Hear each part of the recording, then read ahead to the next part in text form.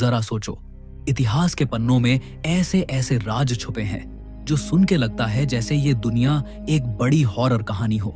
China का एक ऐसा शहर जहां कुछ ही दिनों में 3 लाख लोगों का कत्ल कर दिया जाता है। कभी आसमान से एक ऐसा ब्लास्ट जो हिरोशिमा से 1000 गुना ज्यादा था, लेकिन उसका कोई निशान ही नहीं मिला। कभी एक शहर जहां लोग बिना वजह मौत तक नाचते चले गए। कभी एक शहर के रास्ते बियर के समुद्र में डूब गए। ये घटनाएं सिर्फ हिस्ट्री की कहानियां नहीं, ये वो जख्म हैं जिन्होंने इंसानियत को हमेशा के लिए बदल दिया। आज हम आपको ले चलेंगे एक ऐसे सफर पर जहां हम खोलेंगे इतिहास के 6 सबसे खतरनाक और रहस्यमय घटनाओं का सच, क्योंकि आगे जो सुनोगे वो आपके जहन से कभी नहीं निकलेगा। दोस्तों, अगर आपने अभी तक हमारे इस चैनल को सब्सक्राइब नहीं किया है तो जरूर सब्सक्राइब कर लें। Number 1, the Nanking massacre. दिसंबर 1937 सेकेंड साइनो जापानीज वॉर अपने पीक पर थी। जापान ने चाइना पर अटैक कर रखा था और उनका टारगेट था नानकिंग, जो उस वक्त चाइना की कैपिटल थी। जापान की आर्मी के लिए नानकिंग पर कब्जा करना एक मिलिट्री मिशन था। जापानी आर्मी ने जब नानकिंग पर कब्जा किया तो लोगों को लगा शायद ये एक नॉर्मल वॉर कैप्चर होगा, लेकिन जो हुआ वो इंसानियत के नाम पर एक लाल दाग बन गया।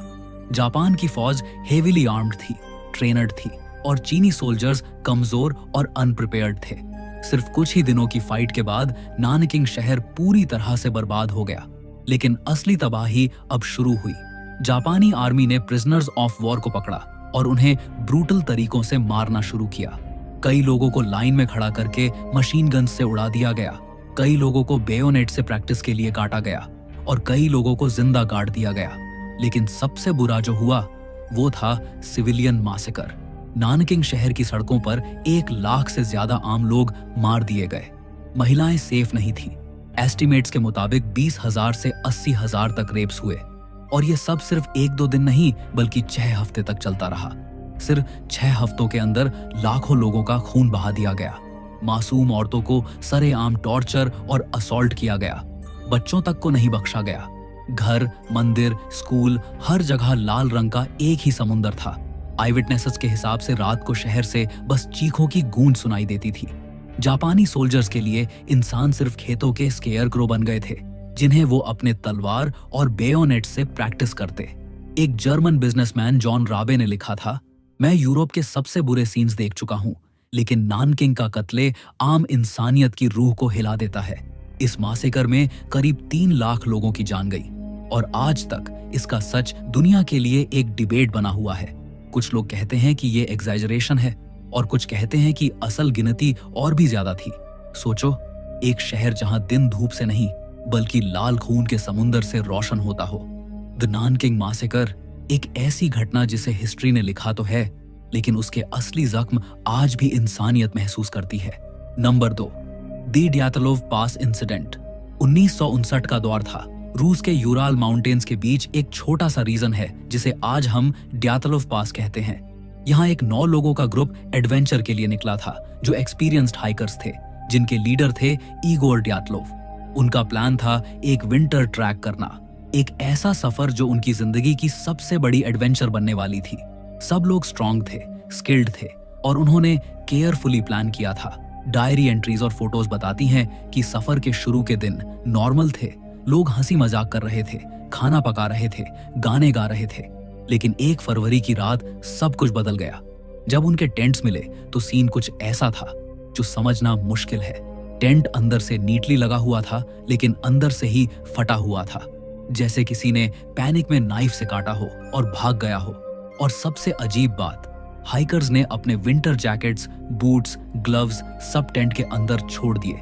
बाहर टेम्परेचर था -30 डिग्री सेल्सियस, मतलब बिना कपड़ों के निकलना खुद अपनी मौत बुलाने जैसा था। उनकी बॉडीज अलग अलग जगह मिली। कुछ सिर्फ अंडरवियर में थे, कुछ ने अपने दोस्तों के कपड़े पहने हुए थे, जैसे उन्होंने डेड बॉडीज से कपड़े उतार कर बचने की कोशिश की हो। ऑटोप्सी रिपोर्ट्स ने और रहस्य बढ़ा दिया। 2 हाइकर्स के चेहरे पर इतनी हैवी इंजरी थी जैसे उन्हें कोई बहुत पावरफुल एक्सटर्नल फोर्स ने मारा हो। बोन्स टूट गए थे, रिब्स क्रश हो गई थी, एक की आंखें मिसिंग थी, एक और की जुबान ही काट कर निकाल दी गई थी।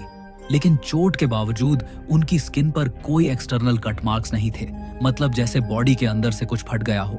कुछ लोग कहते हैं ये एवलॉन्च था, लेकिन सवाल ये है, अगर एवलॉन्च आई होती तो टेंट और जगह कंप्लीटली बरी हो जाती, लेकिन टेंट ऑलमोस्ट इंटैक्ट था। दूसरी थ्योरी ये कहती है कि शायद सोवियत आर्मी का सीक्रेट वेपन टेस्ट हुआ था और हाइकर्स उसके शिकार बने। कुछ लोग यूएफओज और एलियंस की थ्योरी भी देते हैं, क्योंकि आई विटनेस ने उस रात आसमान में ऑन रेंज ग्लोइंग स्फीयर्स देखे थे। और एक और क्रीपी थ्योरी कहती है कि शायद इंफ्रासाउंड, कम फ्रीक्वेंसी की साउंड वेव्स ने उन्हें पैनिक कर दिया, जिससे उनका ब्रेन हेल्यूसिनेट करने लगा और उन्होंने टेंट से भागना ही सर्वाइवल समझा। ऑफिशियल इन्वेस्टिगेशन ने बोला अ कंपेलिंग नेचुरल फोर्स की वजह से हाइकर्स मरे, लेकिन आज तक कोई नहीं जानता कि वो नेचुरल फोर्स क्या थी। और इसलिए ड्यातलोव पास एक ऐसा मिस्ट्री बन गया जहां 9 यंग हाइकर्स एक ही रात में अपनी जिंदगी हार गए, और दुनिया हमेशा के लिए सोचती रह गई कि उस रात यूराल के बर्फीली पहाड़ियों में आखिर हुआ क्या था। द ड्यातलोव पास इंसिडेंट, एक ऐसा राज जो 60 साल बाद भी खुला नहीं। Number 3, the dancing plague. 1518 Strasbourg, Europe में समर सीजन चल रहा था। गर्मी का एक आम दिन था। शहर के लोग अपनी जिंदगी जी रहे थे। बाजार में भीड़ थी, बच्चे खेल रहे थे और हवेलियों में लोग काम कर रहे थे। तभी एक औरत, फ्राउ ट्रोफिया, घर से निकलती है और अचानक सड़क के बीच खड़ी होकर नाचने लगती है। ना तो कोई संगीत, ना कोई सेलिब्रेशन, सिर्फ उसके पैरों की थप थप की आवाज और उसका अजीब सा ट्रांस। लोगों ने पहले सोचा शायद मजाक है, लेकिन घंटे बीत गए और वो रुकी ही नहीं। रात तक उसके पैर से खून निकलने लगा, लेकिन फिर भी उसका नाच बंद नहीं हुआ। अगले दिन तक और 30 लोग उसके साथ जुड़ गए। फिर एक हफ्ते में 100 से ज्यादा लोग उनके साथ जुड़ गए, और कुछ ही हफ्तों में 400 लोग शहर की सड़कों पर बिना वजह, बिना रुके बस नाचते जा रहे थे। डॉक्टर्स ने कहा ये कोई डिजीज है जो बॉडीज को कंट्रोल कर रही है। उन्होंने नाचने वालों को रोकने के बजाय उनके लिए हॉल्स और स्टेजेस बनाए ताकि उनके पैर हिलते रहें और शायद उनका इलाज हो जाए। लेकिन ये और भी खतरनाक साबित हुआ। लोग दिन रात नाचते, बिना खाए, बिना पिए। कुछ लोग कोलैप्स होकर मर गए, कुछ के दिल और दिमाग थक गए और उनकी हड्डियां टूट गईं। हिस्ट्री में लिखा है कि कई ने लिटरली डांस करते करते अपनी जान दे दी। अब सवाल है, ये हुआ क्यों? कुछ थ्योरीज कहती है उस वक्त यूरोप में फैमिन, अकाल और डिजीजेस चल रही थी। लोग साइकोलॉजिकल स्ट्रेस में थे। कुछ हिस्टोरियंस कहते हैं कि लोगों का कलेक्टिव ट्रॉमा उन्हें एक ट्रांस में ले गया और वो बिना कंट्रोल के नाचते रहे। दूसरी थ्योरी कहती है कि उस दौरान ब्रेड में उगने वाला एक फंगस, एयरगॉट, LSD जैसी हेल्यूसिनेशंस क्रिएट करता था। शायद लोगों ने वो कंटैमिनेटेड ब्रेड खाया और फिर उनका दिमाग और बॉडी कंट्रोल से बाहर हो गई। और तीसरी थ्योरी कहती है कि लोकल लोगों का बिलीफ था कि ये सेंट विट्स का श्राप है, एक सेंट जो लोगों को डांस टिल डेथ पनिश करते हैं। लोगों ने उनके मंदिर में जाकर प्रेयर्स की और धीरे धीरे प्लेग खत्म हुआ। जो भी सच हो, एक बात पक्की है, 1518 में स्ट्रासबर्ग की गलियों ने एक ऐसा तमाशा देखा जो ना कोई फेस्टिवल था, ना कोई सेलिब्रेशन, बल्कि एक मौत का नाच। द डांसिंग प्लेग, एक राज जो दिखाता है कि कभी कभी इंसान के दिमाग की ताकत उसके खुद के शरीर को बर्बाद कर सकती है। Number 4, the Flannan Isles lighthouse mystery. 1900 का दशक, स्कॉटलैंड के वेस्ट कोस्ट पर छोटा सा आइलैंड है, फ्लैनन आइल्स। वहां समुंदर के किनारे खड़ा है एक अकेला लाइट हाउस जिसका काम था शिप्स को रास्ता दिखाना।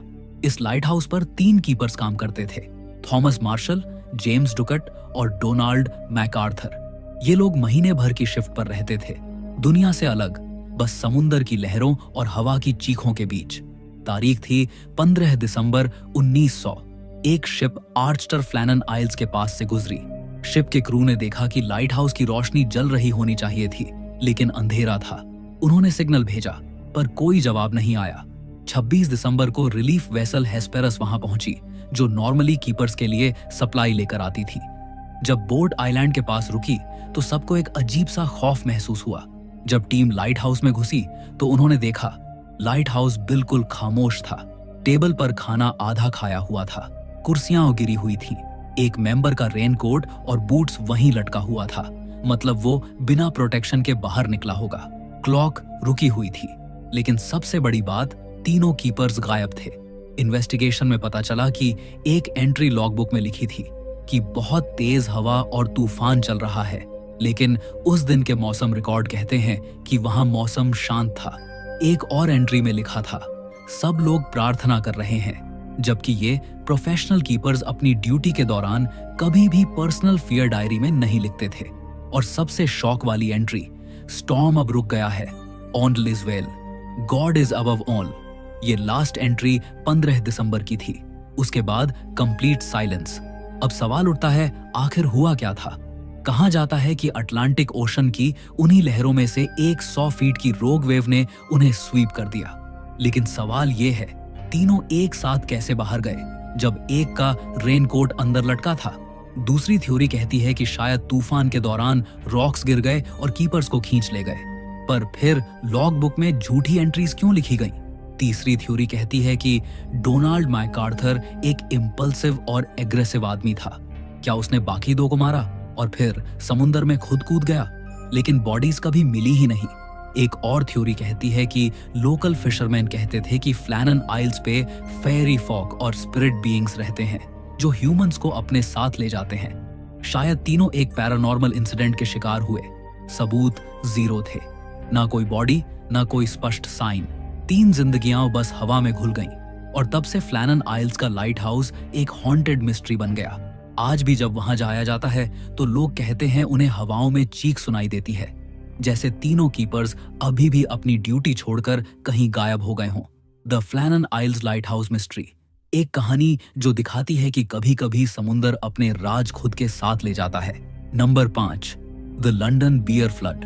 बारिश, तूफान या आग के कारण शहर तबाह होते हमने सुना है, लेकिन क्या आपको पता है लंदन एक बार बियर के समुंदर में डूब गया था? हाँ, सही सुना आपने। एक ऐसा दर्दनाक हादसा जिसमें शराब की लहरों ने लोगों की जान ले ली। 20 अक्टूबर 1814 एसटी, जाइल्स डिस्ट्रिक्ट, लंदन। यह एरिया गरीबी से घिरा हुआ था। छोटी छोटी स्लम्स, तंग गलियां, नीचे बेसमेंट हाउसेस। और वहां थी एक बड़ी bravery makes and company brewery, जिसमें दुनिया का सबसे बड़ा बियर का स्टोरेज टैंक रखा था। यह टैंक लगभग 22 फीट ऊंचा था, जिसमें 1,40,000 गैलन से ज्यादा डार्क बियर भरी थी। सोचो, एक ही टैंक में इतनी बियर थी कि पूरा शहर नशे में डूब जाए। शाम के करीब 6 बजे वर्कर्स ने देखा कि टैंक के एक आयरन हूप में क्रैक आ गया है। मैनेजर को लगा, अरे ऐसा तो होता रहता है, छोटी सी प्रॉब्लम है। लेकिन उन्हें अंदाजा नहीं था कि वो क्रैक एक टाइम बॉम्ब बन चुका है। थोड़ी देर बाद आयरन हूप टूट गया, पूरा टैंक जोर से फट पड़ा। एक ही पल में लाखों लीटर बियर का समुंदर ब्रूअरी के अंदर से बाहर सड़कों पर फैल गया। बियर का प्रेशर इतना था कि ब्रूअरी की एक 25 फीट ऊंची दीवार टूट गई और बियर की लहरों ने आसपास के घरों को कुचल दिया। सोचो, तंग गलियों में अचानक 15 फीट ऊंची बियर की लहर घुस गई। लोग समझ ही नहीं पाए कि हो क्या रहा है। जो घर नीचे बेसमेंट में थे, वहां बियर पानी की तरह भर गया और लोग फंस गए। एक बियर बार में एक लड़की अपनी मां के साथ बैठी थी। जोर से बियर अंदर घुसी और दोनों वहीं डूब गईं। 2 घर बिल्कुल गिर गए और नीचे दब गए। कुछ लोग बियर के प्रेशर से चिपक गए, कुछ शराब में डूबकर मर गए। ऑफिशियल रिपोर्ट्स के मुताबिक 8 लोगों की मौत हुई। सब ज्यादातर औरत और बच्चे थे जो अपने घर के बेसमेंट में थे। लेकिन उस समय स्लम एरियाज में लोग काफी बेघर और पूर थे, इसलिए हिस्टोरियंस कहते हैं कि एक्चुअल नंबर ज्यादा भी हो सकता था। जब बियर बहाव रुक गया तो लंदन की गलियों में घुटने तक बियर जमा हो गई थी। कुछ लोग नशे में बियर जमा करके पी रहे थे, लेकिन उनमें से कुछ खून मिलने के कारण बीमार भी पड़ गए। लोकल हॉस्पिटल्स में लोग बेहोश हालत में लाए गए, कुछ तो लिटरली बियर पॉइजन से मर गए।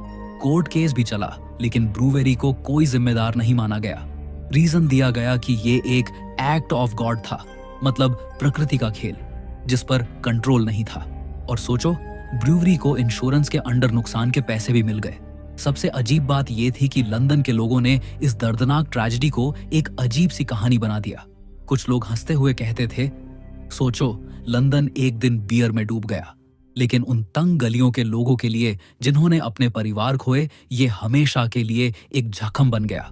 और आज भी सेंट जाइल्स एरिया में चलने वाले लोग कहते हैं कि उस दिन की गुनगुनाहट और चीखें अब भी उस जगह गूंजती हैं।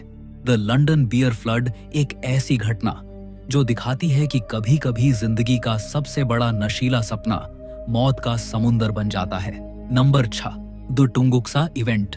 30 जून 1908 सुबह के लगभग 7 बजे रशिया के साइबेरिया के बीच एक ऐसी घटना घटी जिसका धमाका हिरोशिमा एटॉमिक बम से 1000 गुना ज्यादा पावरफुल था, लेकिन आज तक उसका असली राज नहीं खुल पाया। जगह थी पोडका में नाया टुंगुक्सा रिवर के पास एक बिल्कुल सुनसान ताइगा फॉरेस्ट। अचानक आसमान में एक छटाक से लाइट दिखाई दी, जिससे लोकल विलेजर्स ने कहा दूसरा सूरज। उसके तुरंत बाद एक टेरिफाइंग एक्सप्लोजन हुआ। ब्लास्ट की इंटेंसिटी इतनी थी कि 80 मिलियन ट्रीज एकदम गिर गए, जैसे किसी ने उन्हें छुरी से काट दिया हो। 2000 स्क्वायर किलोमीटर का जंगल खाक हो गया। शॉकवेव ने 40 माइल्स दूर तक लोगों को गिरा दिया और आवाज 1000 किलोमीटर दूर तक सुनी गई। लंदन के बराबर साइज के एरिया में खिड़कियां टूट गईं। सोचो, इतना बड़ा धमाका, लेकिन एपिसेंटर पर कोई क्रेटर ही नहीं था। उस वक्त के लोगों ने जो देखा वो और भी हैरान करने वाला था। एक विलेजर ने कहा, मैंने देखा आसमान में एक आग का गोला दौड़ता हुआ आया। उसकी गर्मी से मेरा कपड़ा जल गया और मैं बेहोश हो गया। एक और ने कहा, धरती हिल गई, घर गिर गए और सूरज की रोशनी एकदम खो गई। दूसरे लोग कहते थे कि आसमान में रंग बिरंगे क्लाउड्स बने और रात को यूरोप तक ब्राइट लाइट दिखाई दी। सबसे हैरानी की बात यह थी कि रशिया में उस वक्त पॉलिटिकल और इकोनॉमिक इश्यूज चल रहे थे, इसलिए कोई साइंटिफिक इन्वेस्टिगेशन 19 साल तक हुई ही नहीं। 1927 में finally Russian scientist Leonid Kulik expedition लेकर टुंगुक्सा आए। उन्होंने देखा लकड़ी के पेड़ फ्लैट गए थे, एक सर्कल के पैटर्न में, जैसे एक एपिसेंटर से ब्लास्ट निकला हो। एपिसेंटर के बिल्कुल बीच में पेड़ खड़े थे, लेकिन उनके पत्ते और शाखें जल गए थे। लेकिन सबसे बड़ी बात, कोई मीटियोर का टुकड़ा नहीं मिला, कोई क्रेटर नहीं मिला। सोचो, इतना बड़ा ब्लास्ट पर कोई सबूत ही नहीं। आज तक साइंटिस्ट्स के पास सिर्फ थ्योरीज हैं। सबसे कॉमन थ्योरी ये है कि एक बड़ा मीटियोर या आइस कॉमेट अर्थ के एटमॉस्फेयर में एंटर हुआ और 5 से 10 किलोमीटर ऊपर ही एयरबर्स्ट होकर फट गया, इसलिए कोई क्रेटर नहीं बना। लेकिन फिर टुकड़े कहाँ गए? दूसरी थ्योरी कहती है कि साइबेरिया के नीचे मीथेन गैस पॉकेट्स हैं। क्या उन्होंने ब्लास्ट करके आसमान रोशन कर दिया? लेकिन एनर्जी इतनी ज्यादा थी कि सिर्फ गैस से पॉसिबल नहीं लगता। कुछ रिसर्चर्स कहते हैं ये कोई नेचुरल इवेंट नहीं, बल्कि एक यूएफओ क्रैश था। एक कंट्रोल्ड एक्सप्लोजन जैसा पैटर्न मिला जो सिर्फ एक इंटेलिजेंट फोर्स से हो सकता है। एक और थ्योरी कहती है कि शायद एक एंटी मैटर पार्टिकल अर्थ से टकराया और वैनिश हो गया ब्लास्ट के साथ, लेकिन इस थ्योरी का सबूत जीरो है। सबसे अजीब बात यह है कि टुंगुक्सा के बाद आसमान में वीक्स तक ब्राइट सिल्वरी क्लाउड्स दिखे। यूरोप और एशिया के लोग रात को भी किताब पढ़ पा रहे थे बिना कैंडल के। साइंटिस्ट्स कहते हैं शायद एटमॉस्फेयर में माइक्रोस्कोपिक पार्टिकल्स भर गए थे। आज 100 साल बाद भी टुंगुक्सा इवेंट साइंस के लिए एक अनएक्सप्लेन्ड मिस्ट्री है। ना क्रेटर, ना मीटियोराइट, ना सॉलिड प्रूफ, बस एक बैरन लैंड और गिरे हुए ट्रीज का समंदर। और एक सवाल, क्या ये नेचर का ब्लास्ट था या कुछ ऐसा जो इंसान समझने के लिए तैयार ही नहीं? द टुंगुक्सा इवेंट, वो दिन जब साइबेरिया में प्रकृति ने एक ऐसा धमाका किया जिसका राज आज तक कोई सुलझा नहीं पाया।